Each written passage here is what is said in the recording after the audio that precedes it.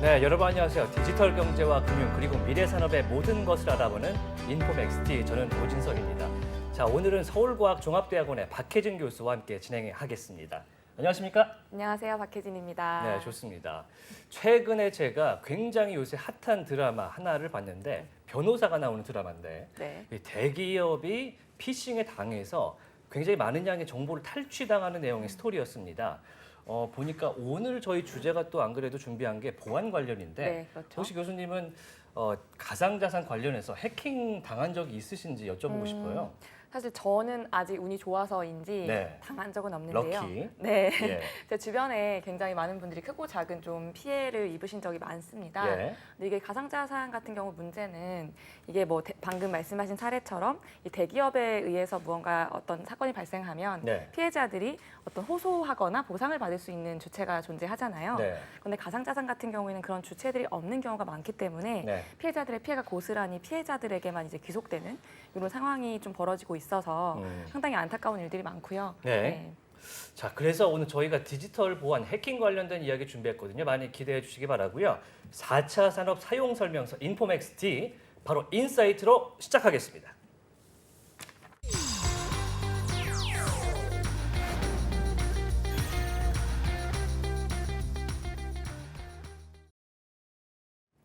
네, 오늘도 인포맥스티 차고 넘치는 정보 속에서 굉장히 균형 있는 전문가 인사이트 한번 만나보도록 하겠습니다. 어떤 분 만나볼까요?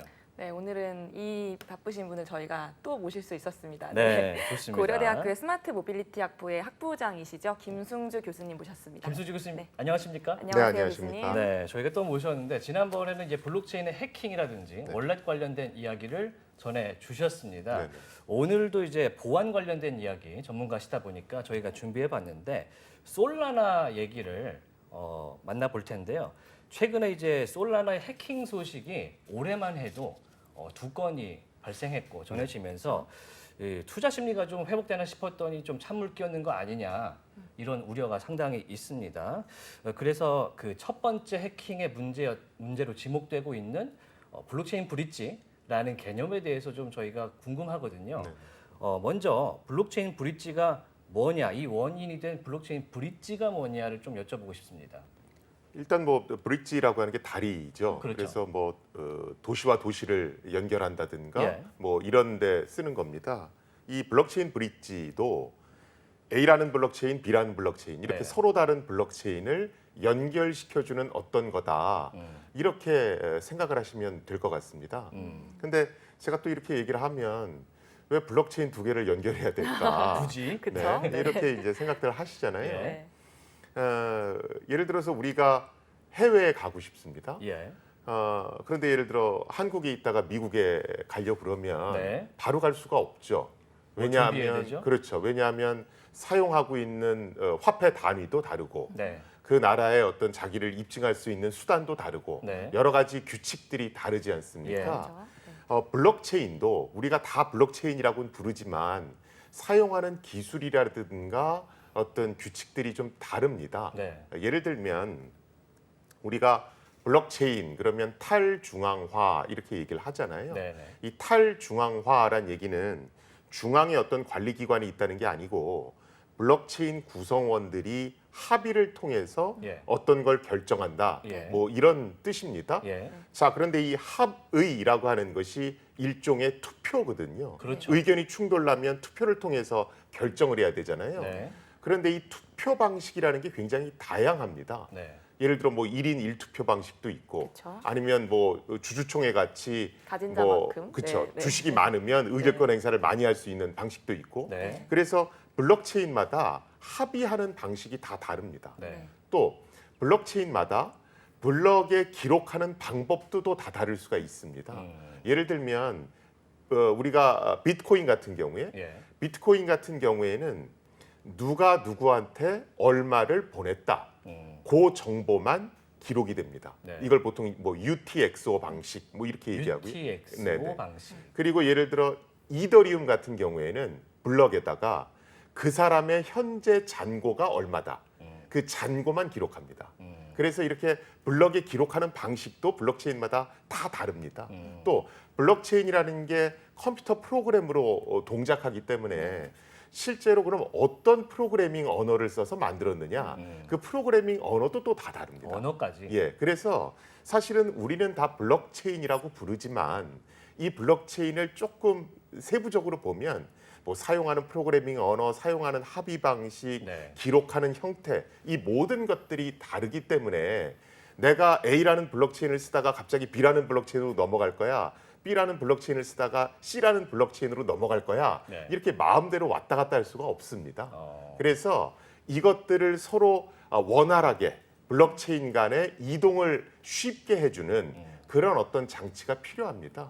그걸 우리가 브릿지라고 한다 이렇게 보시면 될 것 그 같습니다. 정리를 해보자면 블록체인이라는 게 흔히 생각할 때는 뭐 한 덩어리처럼 생각을 하는데 그게 아니고 합의도 다르고 기록하는 방식도 다르고 컴퓨터 언어도 다르기 때문에 이거를 연결하는 장치가 필요한데 그게 브릿지다. 맞습니다. 굉장히 복잡하군요. 예를 들어서 뭐 그런 블록체인의 예로는 이더리움, 뭐 솔라나, 예. 뭐 이런 것들이 있겠죠. 그래서 그렇죠. 그런 것들이 다 각기 다른 구조로 이루어져 있기 때문에 맞습니다. 이들 간에 이제 이더리움 쓰던 유저가 솔라나 쓰고 싶으면 이제 브릿지가 있어야지만 가능한 그렇죠. 그런 상황이라고. 그렇죠. 네. 자료 화면이 하나 준비가 됐다는데 보면서 설명을 좀 부탁을 드리겠습니다. 일단 블록체인 브릿지가 개념상으로는 뭐 언어도 영어만 돼 있는 그런 단어긴 한데 이게 어떻게 생겼는지 왜 생겼는지가 좀 궁금하거든요. 일단은 뭐 처음에 뭐 비트코인이라든가 예. 이더리움이라든가 이런 블록체인이 뭐 하나만 딱 있으면 네. 사실은 별 문제는 없습니다. 이 메이저 블록체인이 모든 것들을 다 관할한다? 관장할 네. 테니까. 예.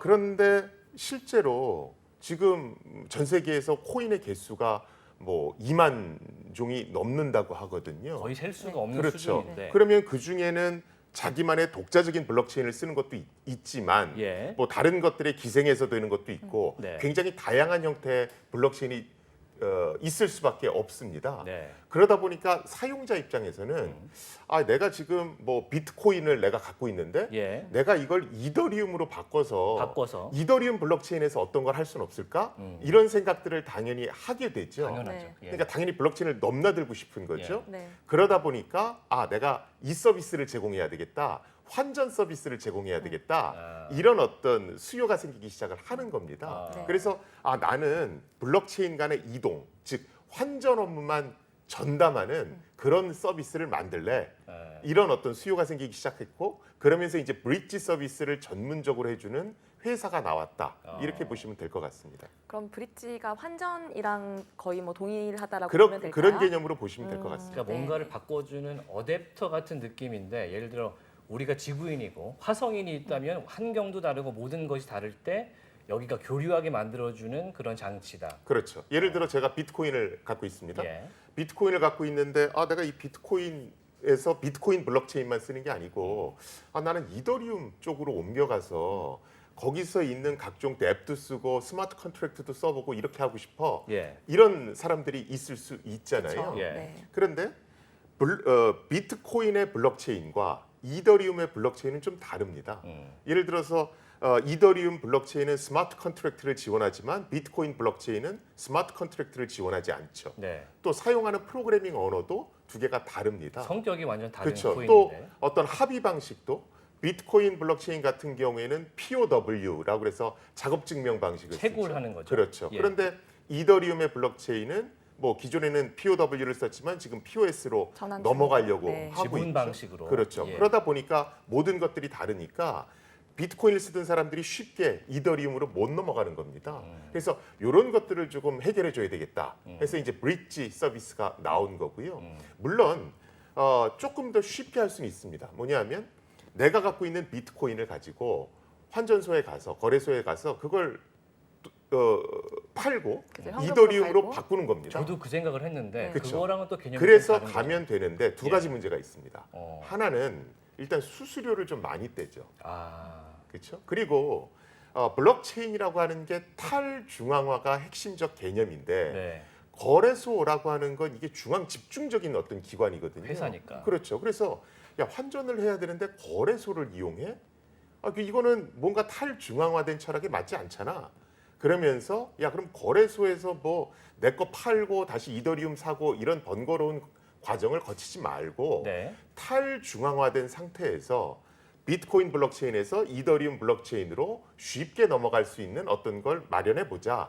그래서 이제 브릿지 서비스들이 막 나왔다. 이렇게 보시면 될 것 같습니다. 그러니까 이제 거래소를 거치게 되면 탈중앙화라는 뭐랄까 목적이나 수단에도 좀 부합하지 퇴색이 않으니 되죠. 그렇지. 네. 따로따로 있는 상태에서 연결을 좀 해보자라고 해서 나온 게 이제 브릿지 서비스죠, 요것도. 그렇죠. 여기서 말하는 거래소는 이제 중앙 거래소죠. 뭐 코인베이스, 맞습니다. 업비트 맞습니다. 이러한 이제 네네. 중앙 거래소들을 말씀하시는 걸 거고요. 그러면은 네. 여기서 이제 궁금해지는 게 있는데 거래소를 거치는 게 싫어서 이런 브릿지가 나왔다면 탈중앙화 컨셉을 가진 뭐 파이낸스 서비스, 디파이 이런 데에서는 필수적으로 써야 되지 않나 생각이 되는데.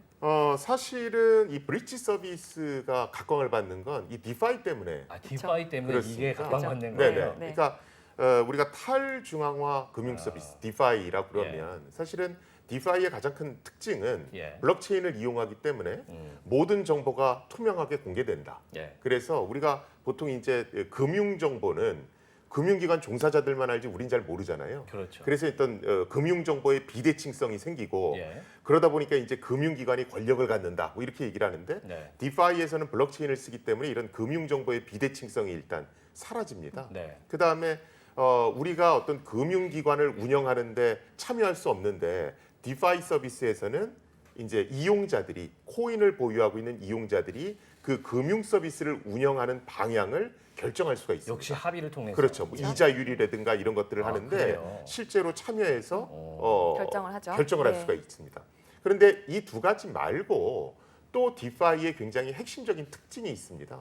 그게 이제 머니 레고 시스템이라고 하는 겁니다. 머니, 레고 시스템. 레고. 네네. 레고라고 하는 건 블럭 이 쌓기. 블럭 그 쌓기 레- 하는 거죠. 그거 맞습니까? 그렇죠, 네. 그렇죠. 그겁니다. 머니 레고 시스템은 우리가 블록체인에서 많은 것들은 스마트 컨트랙트, 뎁 이런 형태로 만들어지고 그 소스 코드는 전부 다 공개되지 않습니까? 그러면 디파이 금융 서비스를 하는 많은 사람들이 자신의 어떤 금융 프로그램들을 전부 다 오픈 소스로 공개를 할 겁니다. 네. 그러면 내가 색다른 디파이 서비스를 만들고 싶다. 네. 그러면 다른 사람들이 공개한 금융 프로그램 그걸 가져다가 조합을 하는 겁니다. 아, 그게 가능해요. 네, 그래서 A 프로그램 가졌고 B 프로그램 갖고 거기에 나는 C라는 기능을 덧붙여서 조금 더 큰 개선된, 금융 서비스를 네. 만들어야 되겠다. 이렇게 이렇게 블럭을 가지고 더 예. 큰 걸 만들 수 있다. 이렇게 해서 머니 레고 시스템 이렇게 얘기합니다. 그래서 디파이의 이 머니 레고 시스템적인 특징이 굉장히 빠른 속도로 다양한 금융 서비스를 만들어낼 수 있는 원동력이 되거든요. 네. 자, 그런데 이렇게 하다 보니까 서로 다른 블록체인을 연동하는 기능이 굉장히 중요해집니다. 네. 왜냐하면 다른 이종의 것들을 갖다가 결합시켜서 새로운 서비스를 만들어야 되니까. 어댑터가 딱 맞아야 되는 거예요. 그렇죠. 그러다 보니까 이제 브릿지가 디파이에 있어서 더 각광을 받는 핵심적인 겁니다. 중요한 어. 그 토큰 스왑 기능 같은 것들이 말씀하신 맞습니다. 토큰 네. 교환 기능. 네. 그 문제가 됐던 솔라나 올해 초의 해킹 건도 디파이와 관련된 내용인가요? 아, 그게 사실은 좀 여러 가지가 있습니다. 그러니까 네. 예를 들어서 우리가 국내에 뭐 카카 무슨 메신저가 네. 있지 않습니까? 네. 카카오 메신저. 네. 자, 그러면 예를 들어서 카카오가 먹통이 됐어요. 예. 근데 카카오 메신저가 먹통이 됐을 때 카카오 앱 자체가 잘못돼서 그랬을 수도 있고 네. 아니면 인터넷 통신 자체가 그쵸. 잘못돼서 그랬을 수도 서버가 있거든요. 그럴 수도 있고. 그렇죠. 네. 그런데 일단 카카오 메신저가 쓰면 예. 모든 비난의 화살은 카카오 카카오에게 회사로 가죠. 갑니다. 네. 카카오가 멈췄다. 카카오가 준비가 미흡했다. 예. 그렇죠. 사실은 솔라나 같은 경우도 네. 뭐 솔라나가 해킹당했다 어쩌고 저쩌고 얘기가 많이 나오는데 네. 네. 사실은 솔라나 자체가 잘못돼서 문제가 발생하던 경우도 있었고 네. 또 이 솔라나와 다른 블록체인을 연동시키는 브릿지가- 브릿지에서 문제가 네. 생겨서 멈췄는데 그 네. 비난의 화살을 솔라나가 받은 적도 있습니다. 그렇군요. 그래서 솔라나 해킹이라고 우린 뭉뚱그려서 얘기하지만 뭐 그것이 솔라나의 책임도 있고 그렇지 않은 경우도 있다 이렇게 보시는 게 맞는 것 같습니다. 최근에 이제 솔라나 해킹이 또 벌어졌다. 네. 8월 초에 네. 네. 보니까 지갑 보안 때문에 문제가 생긴 건데 네. 기사들은 솔라나 코인 탈취 털렸다 이런 식으로 많이 맞습니다. 제목이 붙어서 좀 뭐랄까 어폐가 있구나라는 생각도 했습니다. 자, 그런데 이제 블록체인 브릿지가 거기서 나온 건데 이 블록체인 브릿지를 보니까 이름이 굉장히 다양해요. 뭐 크로스 체인도 있고 인터 체인도 있고 네. 뭐 무슨 체인도 있고 다양한 이름으로 변형이 돼서 있는데 이게 각기 다른 겁니까? 같은 겁니까? 그냥 다 브릿지입니다. 아, 그냥 다 연결해주는. 아, 네. 영동대교든 뭐 반포대교든 그렇죠. 같은 다리다. 그냥 크로스 체인 브릿지 뭐 이렇게도 얘기하고 예. 인터 체인이라는 게 뭐 체인과 체인가 아니니까 네. 그냥 이런 것들이 다 브릿지다 이렇게 보시면 될 것 굳이 같습니다. 어렵게 생각할 필요 없다라는 그렇죠. 말씀이신 거죠. 네. 그렇군요. 이게 말씀하신 것처럼 이 솔라나나 뭐 이더리움이나 이런 네트워크들이 이 브릿지를 선택하는 것이 아니잖아요. 네. 그죠? 실제로 이곳을 여기서도 놀고 싶고 여기도 놀고 싶은 유저들의 어떤 니즈에 의해서 시장에서 자연 발생적으로 생겨나고 있는 것 같은데 네. 이 브릿지가 해킹을 당하면 결국에 비난의 화살은 이제 이 네트워크에게 돌아가고 있다 보니 코인 네트워크로. 그죠? 예. 이런 이더리움이나 솔라나 네트워크들이 좀 반기지 않을 것 같기도 해요. 이건 네. 어떤가요? 사실은 달갑지 않죠. 달갑지 않아요. 네네. 뭐 비탈릭 부테린 같은 경우도 네. 어떤 그런 뉘앙스의 얘기를 네. 한 적이 있고 사용성은 늘어나지 않나요? 사용성은 늘어나죠. 사용성은 늘어나는데 비난의 화살이 이제 큰 데로 가니까. 네트워크 예를 들어서 네. 제가 예를 들어 한국 돈을 예. 원화를 예. 달러로 바꾸고 싶습니다. 예. 그런데 뭐 예를 들어 명동이나 이런 데 있는 소규모 환전소에 가서 바꿨어요. 네. 근데 바꾸다가 사고가 났습니다. 네. 자, 그랬을 때 한국 통화 시스템은 문제가 있어. 이런 게 이제 억울하잖아요. 한국은행 굉장히 억울합니다. 네. 그렇죠. 그래서 이제 그런 얘기를 하는 거고요. 사실은 이 브릿지라고 하는 게 확장성 측면에서는 네. 이종의 블록체인들을 막 연동시켜서 생태계를 빠른 속도로 크게 만든다. 이 면에서는 굉장히 좋습니다. 네, 좋아 보이기도 예, 합니다. 그런데 메이저 블록체인 입장에서는 이게 다른 것들과 막 연동이 되는데 네. 이 브릿지라든가 다른 블록체인은 이 메이저 블록체인들의 관할 영역에 들어와 있지 않거든요. 그래요? 그렇죠. 그렇죠. 예를 들어서 비트코인과 이더리움이 연동됩니다. 이 사이에 브릿지가 있어요. 그러면 비탈릭 부테린이 리딩하는 그 개발진, 네. 이더리움 개발진이 관할할 수 있는 것은 네. 이더리움 블록체인뿐이잖아요. 네. 브릿지라든가 비트코인 영역에는 관여하지 어떤 못하죠. 네. 관여할 수가 없습니다. 네. 그런데 이게 막 연동이 되니까 내가 관할할 수 없는 부분에서 문제가 생기고 비난의 화살은 나한테 올 나한테 수 오고. 있으니까 엄청 억울하겠네요. 굉장히 억울할 거고 예. 사실은 그런 이유 때문에 비탈릭 부테린이 이런 브릿지라고 하는 게 다른 것들과 막 연동성을 강화시키면서 예.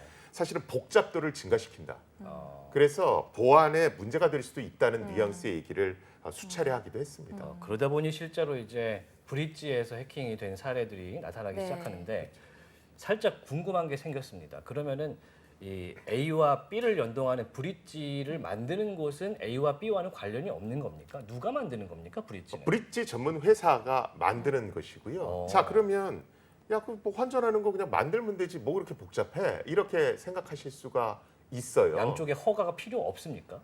양쪽에서 허가를 해줘야 되죠. 해줘야 되는데 뭐 이런 겁니다. 예를 들면 우리가 기본적으로 브릿지를 만들 때 기본적으로 채택하는 방법이 예를 들어 제가 비트코인하고 이더리움을 예로 들겠습니다. 네. 그러면 일단은 일정 액수의 비트코인을 브릿지 회사에다가 줍니다. 네. 그러면 그 브릿지 회사는 예를 들어 제가 10 비트코인을 줬으면 그 10 비트코인을 일단은 자기가 보관하고 있습니다. 그 다음에 10 비트코인에 상응하는 이더리움을 발생시키는 겁니다.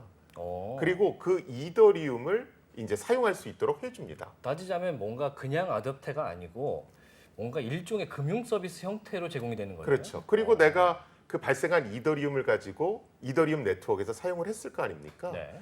그런 다음에 내가 사용한 만큼 다시 그걸 채워 넣으면 이쪽에 담고 있던 비트코인을 다시 돌려주는 겁니다. 그렇죠. 자, 그런데 여기서 제가 브릿지 서비스 회사에 제가 쓰던 A라는 코인, 비트코인을 맡겼다고 그랬죠. 네. 그럼 그걸 다른 걸로 바꿔줘서 이더리움 네트워크에서 쓴다 이렇게 말씀을 드렸는데 예. 자, 여기서 이제 문제가 발생합니다. 뭐냐면 야, 내가 너한테 10비트코인만큼 맡겼는데 예. 너 왜 나한테 9비트코인을 돌려줘? 이런 분쟁이 생길 수가 있죠. 네. 그렇죠? 자, 그러면 저 사람이 10비트코인을 진짜로 맡긴 게 맞는지, 증명을 해야 되는군요. 아니면 브릿지는 9비트코인만 받아서 9비트코인을 돌려줬다고 그러는데 브릿지 회사가 맞는 건지 예. 이거를 따져줘야 되거든요. 근데 문제는 이걸 따져줄 때 탈중앙화된 방식으로 따져줘야 된다는 겁니다. 그렇죠? 끝까지 그렇게 탈중앙화를 요청을 해야 되는 겁니까? 그렇죠. 그러다 보니까 이제 과연 누구 말이 옳은 거냐. 그렇죠. 누구는 10개를 줬다고 그러고 누구는 9개를 받았다고 얘기하는데 예. 이럴 경우에 과연 누구 손을 들어줘야 되느냐. 이러면서 이제 문제가 복잡해지는 겁니다. 우리가 보통 환전할 때는 은행을 믿잖아요. 예. 제가 은행에 가서 예를 들어 뭐 100만 원을 주고 달러로 바꿔주세요. 그랬는데 손님 저는 저 99만 원밖에 못 받았는데요. 네. 이러면 대충 은행 손을 들어주죠. 네. 그렇죠? 그런데 블록체인 브릿지에서는 그런 게 안 통용되는 겁니다. 그러다 보니까 뭐 돈을 얼마를 맡겼다, 얼마를 다시 돌려줬다 이런 모든 것들을 탈중앙화된 방식으로 분쟁이 생겼을 때 해결하려고 하니까 이제 브릿지마다 그 탈중앙화된 방식으로 분쟁을 어떻게 해결해? 이런 기술력에 있어서 조금씩 차이가 나는 겁니다. 그 다음에 사람의 개입을 최소화시키고 싶으니까 그런 것들을 이제 스마트 컨트랙트 같은 걸 이용해서 자동화를 시키거든요. 그러다 보니까 해커들 입장에서는 이게 공격할 포인트가 좀 되네 이러면서 이제 여러 부분에서 취약한 부분이 나타나는 겁니다. 탈중앙화의 탈중앙화를 위한 탈중앙화네요. 그러다 보니까 허점이 많이 보이고 해킹 사태가 일어난다. 자, 그러면은 그런 취약점이 지금 부분적으로라도 해결이 되는 중입니까? 아니면은 좀 뭔가 요원한 상태입니까? 뭐 개선되고 있다라고 보시면 됩니다. 그런데 기본적으로 블록체인이 먼저 생겼겠습니까? 브릿지가 먼저 생겼겠습니까? 블록체인이 당연히 블록체인이 먼저 먼저 생겼죠. 생겼죠. 예. 그래서 블록체인은 네. 먼저 생겼기 때문에 연구도 많이 되고 개선도 많이 됐습니다. 네. 근데 브릿지는 비교적 최근에 생겼거든요. 그러다 보니까 여러 가지 이제 문제점들이 노출되기 시작하는 거고요. 또 이 브릿지라는 걸 통해서 여러 블록체인들이 연동이 되니까 해커 입장에서는 야 내가 블록체인마다 이걸 공격할 게 아니고 길목을 노리고 있다가 공격을 하면 그렇죠. 더 많은 돈을 돈을 뽑아갈 수 가져갈 수 있겠구나 있죠. 이런 네. 생각을 하게 되고 그러다 보니까 이제 공격은 더 집중되고 이래서 요새 브릿지를 어떤 해킹하는 사례가 많이 생기고 있고 그것이 언론에 많이 보도되고 있다 이렇게 일종의 보시면 될 것 같습니다. 해적이네요. 어떻게 보면 뭐 해킹이라는 그렇게 볼 수 게. 있죠. 네. 그렇군요. 그 개선되고 있다고 말씀해 주셨는데 그러면 어떤 방식으로 좀 개선이 되고 있는지 말씀해 주실 수 있을까요? 지금 사실은 뭐 블록체인도 마찬가지고 네. 브릿지도 마찬가지고 너희들 뭐 우리는 안전하게 뭐 운영하고 있다고 하는데 진짜 그런 실적이 있어? 그다음에 제3자의 검증을 받았어? 만약에 문제가 생겼을 경우에는 너 보험 같은 거 들어서 보상해 주는 그런 절차가 있어? 이런 것들을 따져봐야 되잖아요. 네. 근데 옛날에는 뭐 이런 것도 없었죠. 그냥 저희는 브릿지 서비스를 제공해 드리고요. 뭐 거래소에서 바꾸는 것보다 수수료가 싸요. 이런 그냥 다들 했거든요. 문제가 생기면 책임 소재는 누구한테 합니까? 그거는 사실은 브릿지 서비스마다 전부 다 다르고 달라요. 그렇죠.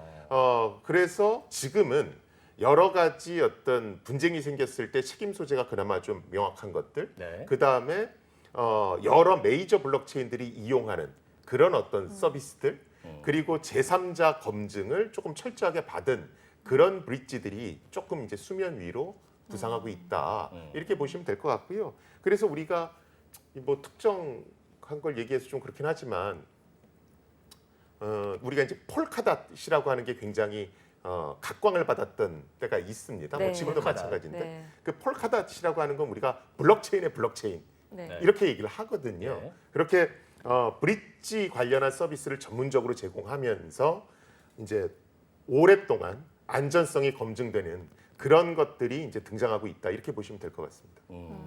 네. 저희가 오늘 블록체인 브릿지 관련 A와 B를 연결하는 A 코인과 B 코인의 네트워크를 연결하는 브릿지를 얘기하고 있는데 중간에 보신 분들을 위해서 한번 작동 원리를 정리하고 가겠습니다. 설명하자면 A에서 B로 보낼 때 필요한 뭔가 장치가 브릿지인데 아까 나왔던 자료화면 한 번 더 보면서 폴카닷 얘기도 해주셨으니까 한 번 더 설명 부탁을 드려보겠습니다. 자료가 준비되겠습니까? 네. 자, 폴카닷이 오른쪽에 동그란 화면에 있고 가운데 이더리움이 있고 왼쪽에 이제 다른 체인이 있는데 지금 저희 화면에는 지금 자세히 보이진 않는데 한번 띄워주시면 감사하겠고요. 지금 보면은 위쪽에 있는 것과 가운데 동그라미 3개 그리고 밑에 있는 거는 어떻게 연결이 되는 겁니까? 그냥 저 선들이 전부 다 그냥 브릿지라고 보시면 될 것 같습니다. 모두 연결되어 브릿지예요. 있는 선들이요. 네. 네네. 그래서 이종의 블록체인들을 서로 연결시키고 있다. 예. 이렇게 보시면 될 것 같고요. 우리가 보통 다른 A라는 블록체인에서 B라는 블록체인으로 코인을 옮기고 싶을 때 네. 예를 들어서 A라는 코인이 있고 B라는 코인이 있는데 예. 내가 다른 블록체인으로 넘어가려면 A 코인을 B 코인으로 바꿔줘야 되지 않습니까? 예. 네. 그럴 때 우리 그냥 환전소 생각하시면 돼요. 어떤 환전소가 있고 이 환전소가 브릿지입니다. 그러면 내가 뭐 A 코인 10개를 환전소에 줍니다. 그다음에 이거 B 코인으로 바꿔주세요. 그러면 환율에 따라서 예를 들어 B 코인 15개로 환전소는 바꿔주겠죠. 네. 그렇죠? 그런데 이걸 중앙 집중형으로 만들 때는 별 문제가 없습니다. 거래소 그냥 스타일로. 그렇죠. 환전소를 신뢰하면 되니까. 어, 그렇죠. 자, 그런데 나는 환전소를 못 믿겠다. 네. 예를 들어 나는 분명히 10개를 줬는데 예. 환전소는 9개만 받았다 그런다. 예. 그러면 이 분쟁을 어떻게 해결해 줄 거냐? 이런 어떤 궁금증이 생기기 시작하면서부터 이 환전소 브릿지 문제가 복잡해지기 시작을 하는 겁니다. 사실 궁금증이라기보다는 약간 의문이겠죠. 그렇죠. 그러면서 실제 사람들이 예. 나는 환전소를 절대로 신뢰 못하니까 예. 분쟁이 생겼을 때 여러 구성원들이 합의를 통해서 그 분쟁을 조정해 주십시오.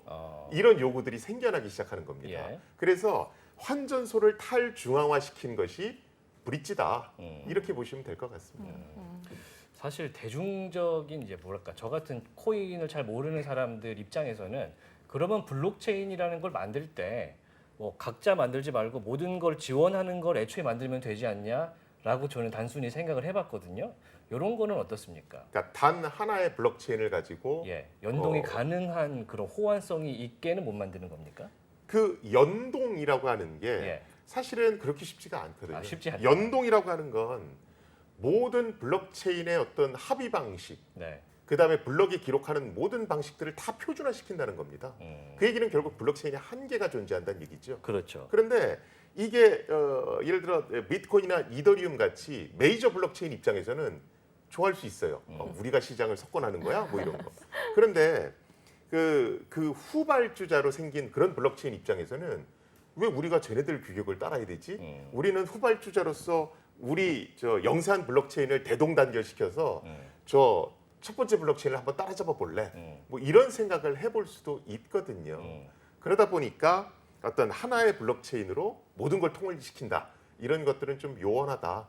이렇게 보시면 될 것 같습니다. 탈중앙화랑 거의 거리가 뭐 제일 대척점에 있는 생각인 것 같아요. 그래요? 네. 저는 너무 기존에 있던 전통 자산 네. 주의적인 발상을 하기 때문에 그렇게 물어봤습니다. 그러면 또 거기서 잠깐 비슷한 질문인데 이더리움 같은 네트워크에 굉장히 많은 비중을 차지하는 대장주가 이 재단 차원에서 이런 브릿지를 좀 만들면 어떨까 하는 생각도 해보는데 부테리는 거기에 반대를 하겠죠? 그게 예를 들어서 메이저 이 시장 1위 하는 업체가 있습니다. 네. 그 1위 하는 업체가 다른 거랑 연동을 시키면 자기 시장이 쪼개지는 거잖아요. 아 그렇군요. 1위 업체는 호환이란 얘기를 꺼내지 않습니다. 굳이 하지 않는군요. 그렇죠. 우리 그러니까 안에서 놀아. 호환이란 얘기는 1위 업체를 제외한 나머지 업체들이 꺼내는 얘기지 1위 업체들이 호환이라는 얘기를 꺼내지는 않습니다. 그렇군요. 마치 그 애플의 그 맥 OS를 옛날에는 배척하다가 요즘은 맥 OS가 시장 파이가 커지니까 지원하는 게 밑에서 많아지듯이 그렇게 지금 그렇죠. 호환은 그러니까 회사 가는 게 아니다. 이 탈중앙화 개념이라는 게 생각보다 그렇게 단순한 것이 아닌 게 네. 예를 들어 야 그 블록체인 하나만 가지고 인터넷이 다 돌아가면 훨씬 더 안정되고 예. 좋지 않을까 이런 생각을 하실 수 있는데 전 그렇습니다. 그러면 우리가 운영 체제가 하나만 있을 때 예. 앱스토어가 하나만 있을 때를 한번 가정해 보자고요. 네. 그러면 어떠한 불합리한 것이 생길지를 우리가 쉽게 생각해 볼 수 있죠. 그래서 그걸 못하게 하는 법도 있죠. 그렇죠. 예. 앱스토어 뭐 당장 한 두 개 정도밖에 없으니까 네, 수수료 통제가 안 되지 않습니까? 예. 그렇죠. 결제도 그렇고. 네. 그 다음에 운영 체제가 하나로 종속됐을 때 네. 그런 어떤 문제가 생기는지는 우리는 이미 겪어봤잖아요. 네. 그렇죠. 그래서 사실은 블록체인이 다양성을 갖는 것은 시장 견제 차원에서 저는 도움이 된다라고 보고요. 네. 그런데 그런 어떤 견제를 하는 데 있어서 1등 블록체인이 아니라 뭐 2, 3등 하는 블록체인들은 서로 연합해서 조금 스케일을 좀 키울 필요가 있거든요. 네, 네. 그런 점에서는 브릿지가 도움이 된다. 저는 그렇게 생각을 합니다. 이게 사용자 차원에서도 이더리움이라고 하는 이제 1등 블록체인 안에서 사실 대부분의 모든 니즈를 해결할 수 있잖아요. 여기 은행도 있고 네. 게임도 있고 여기 쇼핑도 할 수 있고 뭐 마켓플레이스 같은 것들이 다 준비되어 있지만 그럼에도 불구하고 가끔씩 뭐 솔라나에 재밌는 앱이 나온다거나 뭐 다른 또 체인에 재밌는 게임이 등장한다거나 혹은 저게 사고 싶은 예술품이 저기 저 화폐로만 살 수 있다거나 이런 이유들 때문에 우리가 이런 토큰 스왑, 토큰 교환 기능들을 활용해서 그쪽으로 넘어가서 무언가를 했던 것 같아요. 맞습니다. 네, 그래서 그러한 좀 다양성들이 있었을 때에 뭔가 이 성장성이라든지 또 경쟁을 통한 또 건강한 무언가 네. 그런 또 다양한 어떤 크리에이티브한 어떤 그런 앱들 생겨난다거나 하는 거는 네, 교수님 말씀이 굉장히 맞을 것 같고요. 지금 박 교수님이 얘기해 네. 주신 거는 사실 그 웹3라는 생태계 거기에서 보는 브릿지에 대한 얘기잖아요. 그렇죠. 그러니까 웹3라고 하는 것이 네. 뭐 기본적으로 뭐 탈중앙화 개념도 네, 있고 또 탈중앙화. 그렇죠. 예. 그리고 내가 만든 컨텐츠에는 꼬리표를 붙여놓고 그 컨텐츠가 활용될 때 나도 그 수익의 일부를 가져가겠다. 네. 그래서 우리가 뭐 웹3를 크리에이터 이코노미의 그쵸. 뭐 시대다 네. 이렇게도 얘기를 하지 않습니까? 네. 자 그러면 예를 들어서 내가 어떤 컨텐츠에 NFT를 붙여서 네. 그걸 가지고 뭐 매매를 했습니다. 네. 그런데 지금 이 NFT라고 하는 건 블록체인에 종속됩니다. 예를 들어 A라는 블록체인에서 발행된 NFT는 그 A라는 블록체인에서만 매매할 수가 있습니다. 아, 그 A 쓰고 화폐. 사용하고 그쵸. 팔 수 있어요. 그렇죠. 예를 들어 카카오 계열인 클레이튼 그 기반의 NFT면 그 안에서만 할 수 있는 거예요. 그렇죠. 이더리움으로 오. 살 수는 없습니다. 그런데 네. 그러면 사실은 이 NFT 컨텐츠를 구매한 입장에서는 예. 내가 이걸 저기서도 팔 수 있고 여기서도 팔 수 있으면 시장이 커지면서 네. 수익이 더 올라갈 텐데라는 네. 생각을 할 분명히 거지 그렇게 않습니까? 하겠죠. 예. 네. 그러다 보니까 웹 3.0 시대에 블록체인을 넘나들면서 내 컨텐츠를 소비시킬 수가 있으니까 네. 브릿지라는 게 웹 3.0에서도 굉장히 중요하겠구나 이런 얘기들이 나오는 겁니다. 아, 그렇군요. 필요성은 분명히 있다는 얘기네요. 필요성은 분명히 있습니다. 어. 네, 필요성은 분명히 있는데 역시나 아직 이제 초반이다 보니까 역시 해킹 문제 이런 것들이 가장 좀 크다. 브릿지가 등장한 시기가 언제쯤 됩니까? 정확한 시기는 제가 기억은 못 하겠고요. 예. 일단은 브릿지라고 하는 게 주목을 받기 시작한 것은 예. 역시나 폴카닷의 영향이 가장 크고요. 워낙 폴카닷이 우리는 블록체인의 블록체인을 표방한다. 셀프로 표방한 거죠. 예, 라고 하면서 자신들이. 어떤 기존과는 조금 다른 어떤 마켓을 컨셉이. 노리고 들어갔었거든요. 예.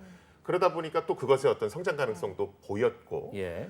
그러면서부터 이제 브릿지로 어떤 수익 창출도 가능하구나. 그리고 사실은 새로운 블록체인을 만들어서 예. 거기서 생태계를 새로 만들겠다? 이게 지금은 사실 너무 어렵습니다. 블록체인이 너무 많이 만들어졌거든요. 시장이 많이 포화됐군요. 그렇죠. 그래서 내가 새로운 생태계를 만들 게 아니라 생태계와 생태계를 연결시켜 주는 것만 잘해도 새로운 비즈니스를 만들 수 있겠구나라고 하면서 이제 그 수요가 생기기 시작하고 디파이랑 연동되면서 그렇군요. 이제 관심이 집중되고 서비스들이 단기간 내에 많이 나왔다라고 보여지고 있습니다. 그 사실 제가 이제 생각했을 때는 이제 기존에 있던 플랫폼들이 자신들의 편의성을 위해서 만들었다고 생각했는데 그건 아니고 이제 브릿지 자체도 서비스고 그쵸. 일종의 니치 마켓을 찾아서 서비스가 생긴 건데 해킹이 이제 조금씩 생겨나고 있고 문제가 지적이 되고 있습니다. 그러면은 이 브릿지들 뭐 그렇게 시작을 니치 마켓으로 했는데 설계 자체가 잘못된 겁니까? 아니면은 뭐 문제가 어디서부터 나오는 겁니까? 그건 뭐 설계가 잘못돼서 그럴 수도 있고 어. 스마트 컨트랙트를 이용하지 않습니까? 네. 그런데 우리가 일반적인 블록체인에서 스마트 컨트랙트도 뭐 해킹이 많이 되고 있는데 브릿지에서 이용되는 스마트 컨트랙트는 실제로 분석 연구된 지가 그렇게 오래되지 않았기 때문에 네. 거기서도 여러 가지 프로그램 구현상 취약점을 많이 노출시키고 네. 있습니다. 그래서 보통 이제 브릿지에서의 해킹이다. 이것은 뭐 스마트 컨트랙트 코딩 자체를 잘못한 거 음. 또는 브릿지의 어떤 탈중앙화된 메커니즘 자체를 설계를 잘못한 거 네. 이런 것들이 있을 수 있다라고 보시면 되고요. 네. 또 하나는 앞에서 그 드라마 얘기를 잠깐 하셨는데 네. 이런 피싱 메일 네. 이런 데 관리자가 당해서 속아서 그렇죠. 자기의 어떤 뭐 비밀번호라든가 그렇죠. 키가 노출되고 노출된다거나. 그래서 또 브릿지에서 사고가 나는 경우도 최근에는 몇 건 있습니다. 역시 사람의 그 에러라 그러죠. 그렇죠. 문제가 또 발생을 하는군요. 그럼 요거 근본적으로 좀 뭐랄까 서비스이긴 하나 해결할 수 있는 방법은 없을까요? 뭐 이거는 뭐 브릿지만의 문제는 아니고요. 네. 모든 블록체인 서비스에 있어서 공개 검증은 필수입니다. 그래서 사실은 이 브릿지가 얼마나 많은 곳에서 연구가 됐고 분석됐는가, 네. 또 이 브릿지 서비스가 얼마나 이렇게 메이저 블록체인들과 연동된 서비스를 제공하는가, 이런 것들을 조금 눈여겨보실 필요가 있을 것 같아요. 네. 특히나 요새는 이제 백서라든가 이런 곳에 예. 우리는 어디서 공개 검증을 받았습니다. 이런 것들을 명시하는 경우가 굉장히 많습니다. 네. 그래서 네. 그런 것들은 조금 꼼꼼히 체크를 해보셔야 될 것 같고요. 네. 그 다음에 요새는 브릿지는 워낙 많은 돈을 다루니까 만약에 문제가 생겼을 때 보상을 해줄 수 있어야 된다. 그래서 보험 가입 같은 건 필수다. 뭐 이런 얘기들도 있습니다. 네. 그래서 이 브릿지 서비스가 어떤 보험 서비스에 가입돼서 소비자 배상을 어떤 식으로 하고 있는지도 한번 눈여겨 보셔야 될 것 같습니다. 사실 그 저희가 이제 도입부에 설명해드렸던 솔라나 같은 경우는 이 솔라나 브릿지, 그러니까 해킹을 당했는데 솔라나가 탈취당한 게 아니고 이더리움이 대량으로 탈취당한 사건이었거든요. 그래서 이더리움 쪽에서도 이제 약간 굉장히 부정적인 의견을 계속 제시하고 있는 게 아닌가 생각이 되는데, 이런 해킹들 피해 방금 전에 조금 말씀해 주셨긴 하는데 브릿지 때문에 생기는 피해를 줄이는 방법은 이 고객이나 소비자로서는 어떤 게 있을까요? 사실은 제가 뭐 좀 전에도 뭐 제3자 검증을 받아야 된다는 등 이게 보험이나 얼마나 뭐 네. 보험이 있어야 되든 사실 그건 얼마나 기업 메이저 입장이기도 뭐 하고. 있어야 되는데 그걸 예. 확인하셔야 됩니다. 아. 이렇게 얘기를 했지만 일반인들이 그걸 확인하기가 쉽지가 않습니다. 쉽지가 않다.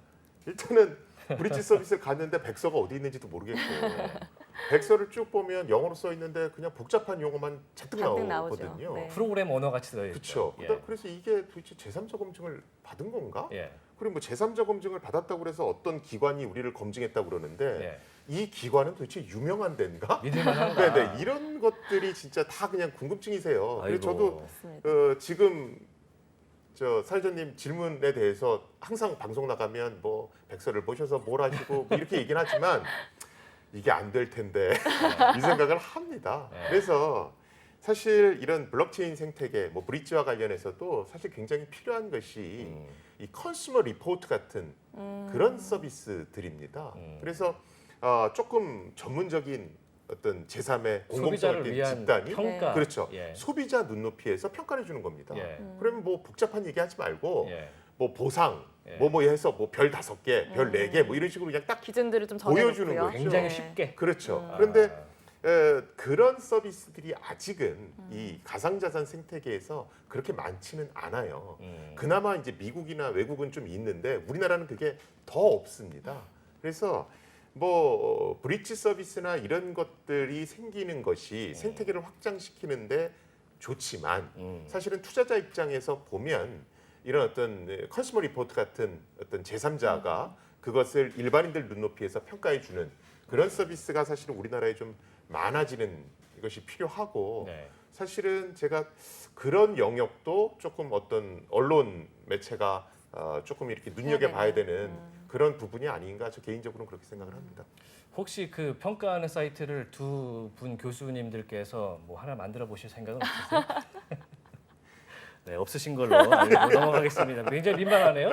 이게 그 탈중앙화에서 오는 여러 가지 한계점들로 인해서 발생하는 부분도 분명히 있을 것 같은데 그러다 보니까 좀 중앙화의 힘을 좀 빌려서 이걸 해결하고자 하는 시도들도 있을 것 같아요. 예. 혹시 그런 것들 중에서 사례가 있으시면 그러니까 사실은 뭐 브릿지를 만드는데 뭐 중앙화해서 만드는 게 제일 편하죠. 그쵸. 예? 그런데 이거를 뭐 완전 탈중앙화 시키겠다 그러면 뭐 속도 문제부터 시작해서 뭐 별의별 문제들이 다 생깁니다. 그래서 제가 뭐 시작부터 자꾸 뭐 탈중앙화 얘기를 했습니다만 사실은 브릿지 서비스에 있어서 완벽한 탈중앙화를 요구하는 건 그렇게 쉽지는 않습니다. 네. 네. 왜 그러냐면 A라는 블록체인과 B라는 블록체인을 연동시킨다. 네. 그런데 A라는 블록체인의 탈중앙화 수준과 B라는 블록체인의 탈중앙화 수준은 분명히 다르거든요. 네. 그런데 브릿지는 이걸 연동시키는 겁니다. 네. 이걸 연동시키면서 또 탈중앙화를 하거든요. 네. 자, 그래서 이렇게 탈중앙화 수준이 서로 다 다른 것들을 연동시키는 데 있어서 어떤 완벽한 탈중앙화 방식을 요구하는 것 자체가 네. 어찌 보면 조금 좀 모순적인 면도 있습니다. 네. 그래서 실제로 대부분의 브릿지 서비스들은 완벽한 탈중앙화보다는 어떤 중앙 집중형과 탈중앙화의 어떤 중간 정도 선에서 절충을 한다. 이제 절충을 하는 브릿지 서비스들이 뭐 많이 있다 이렇게 아, 보시면 될 것 같아요. 그렇군요. 사실 저희 방송 시작하기 전에 교수님께서 말씀하신 게 이 블록체인 브릿지만을 전문적으로 다루는 프로그램은 처음이다. 이렇게 말씀을 하셨어요. 그만큼 이제 생겨난 서비스 개념이고 브릿지에 대한 관심이 좀 필요한 것 같은데 여태까지 그렇게까지 주목을 좀 못 받았던 이유는 뭐가 있을까요? 일단은 뭐 브릿지 서비스, 그러니까 브릿지가 주목을 못 받았던 것은 못 그러니까 받을 만해서? 아니 그런 거 아니고요. 그러니까 외국에서는 뭐 브릿지에 대해서 예. 분석 보고서도 많고 굉장히 뭐 많이 아, 있습니다. 그래요? 예. 그런데 이제 우리나라 같은 경우는 기본적으로 이제 코인 무슨 서비스 예. 뭐 이런 것들 위주로 막 투자하시고 뭘 하지. 투자 개념으로. 예, 뭐랑 연동시키는데 뭐 이런 건 일단은 별로 관심이 예. 없으신 게 있었고 두 번째는 실제로 브릿지 서비스를 만드는 데 있어서 여러 가지 기술들이 이용이 됩니다. 네. 그런데 이 기술이 굉장히 복잡해지거든요. 이걸 일일이 다 설명을 하려면. 네. 그래서 저도 사실은 이 방송 제의를 받았을 때 브릿지를 가지고 1시간을 얘기를 하시는데 이거는 불가능할 그 일이 이거는 발생하고 있습니다. 예전에 지금. 제가 전자지갑 할 때보다도 더 말이 안 되는 주제 같은데 제가 그 이미 얘기 저희 열심히 하고 드린 있습니다. 적이 있습니다. 예. 그러다 보니까 이제 방송에서는 브릿지를 더 안 다루게 됐죠. 예. 네. 그런데 저는 뭐 시적절하다고는 생각하고 있는 것이 네. 분명히 브릿지 서비스가 외국에선 많이 나오고 있고 그 다음에 사실은 브릿지 서비스가 신생 서비스가 이기 때문에 네. 이게 해킹을 당해서 문제가 생기는데 문제는 이제 언론에서는 그것을 뭐 이더리움이 해킹당했다, 솔라나가 해킹당했다. 중간 단어가 없이 그렇죠. 설명을 이렇게 블록체인 전체 문제처럼. 보도하시는 경우가 네. 있어요. 예. 그러다 보니까 이제 투자자들이 조금 혼란을 갖는 그런 경우가 생기고 있고 또 브릿지가 공격받은 것을 가지고 야, 거봐, 내가 블록체인은 그래서 문제가 있다 그랬지. 이렇게 또 호도하시는 분들이 계십니다. 사실 대부분에 가깝지 않을까. 그렇죠. 그래서 그런 차원에서 사실은 브릿지란 개념을 한 번은 언급해 줄 필요가 있다라는 거에 대해서 예. 저는 사실은 좀 시의적절하다고 보고 있습니다. 네. 실제로 뭐 브릿지 얘기가 나왔으니까 실제로 우리가 블록체인에서 또는 코인에서 해킹이 발생했다. 네. 이것은 실제 그 블록체인의 설계 자체가 잘못되어 있는 경우가 있습니다. 네. 또는 설계는 잘 됐는데 코딩을 잘못해서 코딩이 잘못됐다는 건 어떤 거예요? 그러니까 그러니까 우리가 아파트 설계는 굉장히 잘 됐어요. 아 예. 그런데 그걸 시공하는 데 짓는 있어서 단계에서. 뭐 시멘트를 덜 넣거나 아니면 뭐 균열을 좀 무시했거나 이래서 잘못 만들어지는 경우가 있지 않습니까? 샤시를 거꾸로 끼운다. 그렇죠. 똑같습니다. 블록체인이 설계도 자체는 굉장히 합의 알고리즘 이런 설계도는 되게 잘 돼 있는데 네. 이것을 이제 컴퓨터에서 돌아가게끔 개발자들이- 프로그래밍하는 상황에서 예. 개발자들이 실수하는 경우가 있습니다. 아. 그러면 이런 것들을 가지고 또 저 해커들이 네. 침투하는 경우가 있거든요. 예. 네. 그래서 일단 블록체인 해킹 그러면 블록체인 설계 또는 구현상에서 문제가 발생할 수 있는 게 첫 번째. 또 두 번째는 블록체인은 멀쩡한데 네. 이용자들이 키를 잘못 그쵸. 관리해서 저번 시간에 개인의 실수. 전자지갑 얘기했지 네. 않습니까? 그렇지. 그 전자지갑 관리를 잘못해서 문제가 생기는 경우가 있습니다. 이건 개인의 잘못인 거죠. 네. 또 블록체인 해킹 그러면 오늘 얘기했듯이 블록체인과 블록체인을 연결해주는 브릿지, 즉 환전소가 잘못해서 문제가 생기는 경우가 있습니다. 이게 이제 솔라나와 이더리움이 환전하는 과정에서 네. 생긴 해킹, 뭐 우리가 웜홀 해킹 뭐 이렇게도 얘기하는데 네. 그런 어떤 사례도 있고요. 또 하나는 블록체인도 멀쩡하고 브릿지도 멀쩡하고 다 멀쩡해요. 그럼 어떻게? 그런데 인터넷 통신 자체가 잘못돼서 인터넷이요? 그렇죠. 어차피 블록체인도 인터넷 위에서 돌아가는 네트워크니까요. 거지 않습니까? 네. 그래서 해커가 인터넷 통신 프로토콜 자체를 공격하는 경우도 있습니다. 그래서 그게 이제 예전에 클레이튼과 관련한 해킹 사고였는데 예를 들어서 블록체인에서 어떤 프로그램을 불러와야 되는데 네. 인터넷 통신 메커니즘을 교란시켜서 해커가 만든 프로그램을 불러오게끔 만들어 놓은 겁니다. 그러니까 인터넷 신호를 납치한 거죠? 뭐 그렇게 네. 보시면 됩니다. 자, 이거는 사실은 클레이튼 블록체인의 문제는 문제는 아니거든요. 아니죠. 그렇죠. 네. 인터넷 통신 메커니즘 자체를 뭐라 하기 좀 교란시킨 거기 어려운 때문에. 상태. 네, 그래서 사실은 이 모든 것들을 언론에서는 블록체인이 해킹당했다.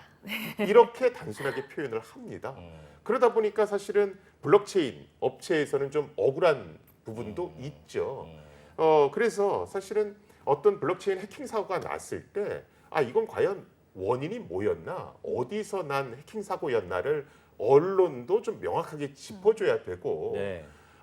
그다음에 그걸 보시는 분들도 이걸 좀 명확히 보실 필요가 있어요. 그래서 그걸 이거는 블록체인 자체 문제는 아니었구나, 뭐의 문제였구나, 이걸 명확히 분석하신 다음에 좀 투자하실 때 반영하실 필요가 있습니다. 네. 그냥 신문에 난 그 헤드 기사만 보시고 네. 야, 돈 빼야 되겠다. 뭐 이렇게까지 반응하실 필요는 저는 없다라고 봅니다. 안 그래도 솔라나 해킹 최근에 이제 월렛 해킹 사고가 있었을 때도 네. 그 플랫폼 자체에 대한 뭐랄까 지탄의 목소리가 갑자기 높아지고 거래가 정지되고 이런 사태가 있었기 때문에 참 그 플랫폼들 입장에서는 그쵸. 이거를 어떻게 생각해야 되는지 억울함이 좀 많이 생길 것 같습니다. 그런데 그런 이유들 때문에 이 브릿지 생태계를 만드는 데 있어서 서비스를 만드는 데 있어서 개발자들이 좀 이제는 해야 됨에도 불구하고 회의감을 좀 느낄 수도 있을 것 같아요. 이걸 굳이 해야 되나 이렇게까지 되는데. 그게 이제 그 회의감이라고 하는 것이 사실은 메이저 블록체인 개발자들이죠. 그쵸. 그렇군요. 야, 우리만 잘하면 뭐하냐, 딴 데서 문제가 생기는데 뭐 이런 그쵸. 거예요. 네. 뭔데 이렇게? 네, 그리고 뭐 해명할 창구도 명확하지가 않고 예. 네. 그러다 보니까 이제 자꾸 회의감을 느끼는 겁니다. 네. 과연 생태계를 늘리는 것이 과연 옳은 것인가? 그냥 우리 건 닫아놓고 그냥 우리만 관리하면 안 되는 건가? 뭐 이런 이제 회의감들이 있는 거죠. 근데 처음에도 말씀드렸듯이 이건 뭐 제 개인적인 생각입니다만 네. 웹3의 어떤 생태계를 늘리는 것, 또 어떤 사용성을 다양화하는 이런 측면에 있어서 저는 여러 것과 연동해서 일단 몸집을 불리는 그런 것들은 좀 필수라고 생각을 하고요. 그러기 위해서는 브릿지가 필요하다고 생각을 합니다. 우리가 웹3다 뭐다 얘기를 하는데 일단 규모의 경제를 달성시킬 필요가 있거든요. 네. 그러면 이제 몸집을 키워야 됩니다. 근데 몸집을 키우는데 이것을 비트코인이나 이더리움 혼자서 하기에는 너무 힘들어요. 왜 그러냐면 일단 몸집을 키우겠다고 그래서 하나의 블록체인에 사용자들을 왕창 몰아넣으면 네. 일단 속도 저하 문제가 생깁니다. 그러면서 수수료 비싸지고 뭐 이런 문제들이 생기거든요. 지금도 그러고 있고요. 그렇죠. 예. 그래서 다양한 체인에서 여러 가지 실험을 하고 예. 그것들이 서로 연동되게끔 하는 그런 브릿지의 어떤 기능은 앞으로도 더 중요해지고 반드시 필요한 기능이다. 저는 그렇게 생각을 합니다. 좀 청신호라고 볼 수 있을 만한 거는 이게 이더리움만 존재하고 이더리움만으로 충분했으면 사실 사용자들이 이 브릿지의 니즈를 느끼지 않았을 것이고 브릿지도 이렇게 그 자연스럽게 생겨나지 않았을 수 있는데 왜냐 아까 1등 사업자들은 굳이 니즈가 없다라고 말씀하셨었는데 그런데 지금 상황은 사실은 사용자들이 넘나들고 싶어하는 것으로부터 발생된 부분이 크잖아요. 네. 환전을 하고 싶어하고 다른 서비스를 사용해보고 싶어하고 이제 그런 부분들이 상당히 좀 청신호가 아닌가 이런 생각도 말씀드리면서 해보게 되네요. 네. 그러면은 이제 큰 플랫폼들은 사실 좀 회의적인 느낌을 좀 받고 있다. 하지만 필요하기 때문에 앞으로 나아가야 된다. 어떻게 이제 브릿지가 좀 발전이 돼야 될까요? 저는 뭐 우리가 지금은 뭐 가상자산 관련한 업체들이라든가 네. 그다음에 뭐 거래소는 어느 정도 안전장치를 갖춰야 되고 뭘 해야 된다 이런 것들을 막 이렇게 규제하려는 그런 어떤 주목도 많이 움직임들이 받고요. 있지 않습니까?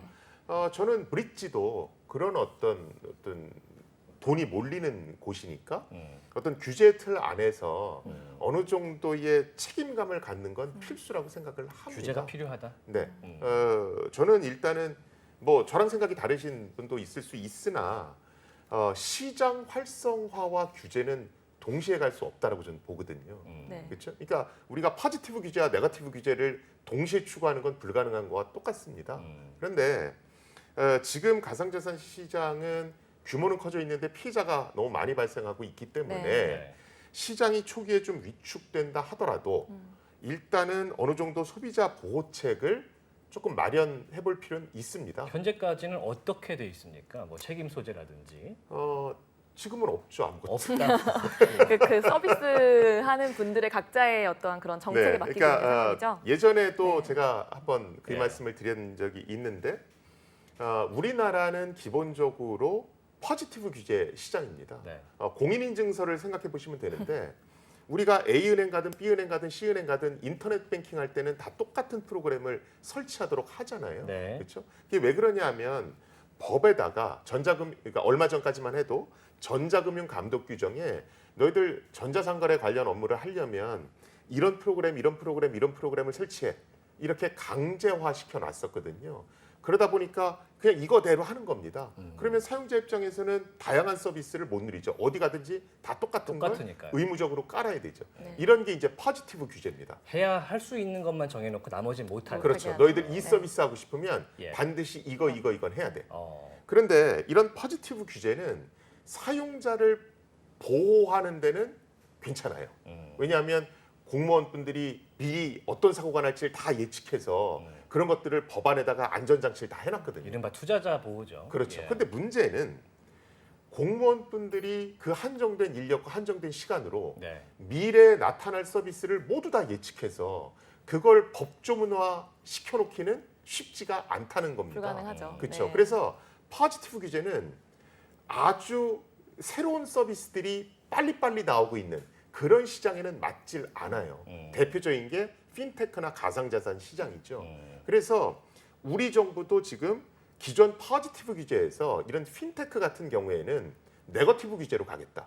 그래서 너희들 하고 싶은 거 다 해. 일단 하고 그 대신 절대로 안 되는 것만 우리가 법안에 쓸 테니까 네. 요것만 지키면 돼. 그래서 이런 네거티브 규제 시장에서는 여러 가지 서비스들을 마음껏 해볼 수 있는 그런 장점은 있습니다. 그런 시장이 전 세계 중에 어디가 있을까요? 미국은 대표적인 네거티브 규제 미국이. 시장입니다. 그래서 미국은 실제로 인터넷 뱅킹 하러 들어가 봐도 깔리는 프로그램 같은 게 다 달라요. 예, 그런데 우리나라 같은 경우에는 전통적으로 포지티브 규제였죠. 자, 그런데 네거티브 규제에서는 전제 조건이 있습니다. 뭐냐면 자율 규제 능력을 갖고 있어야 돼요.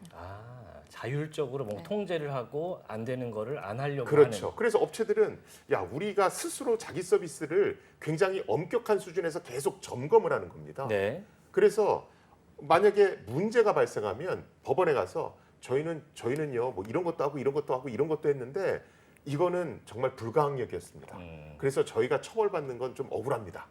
이러면서 이제 손해배상 액수를 자꾸 줄이려고 어필을 하는 것 이런 게 이제 네거티브 규제 시장이거든요. 예. 그래서 미국에서는 보통 이제 핀테크 관련한 업체들이 자기가 하려는 서비스들을 막 선도적으로 실험을 합니다.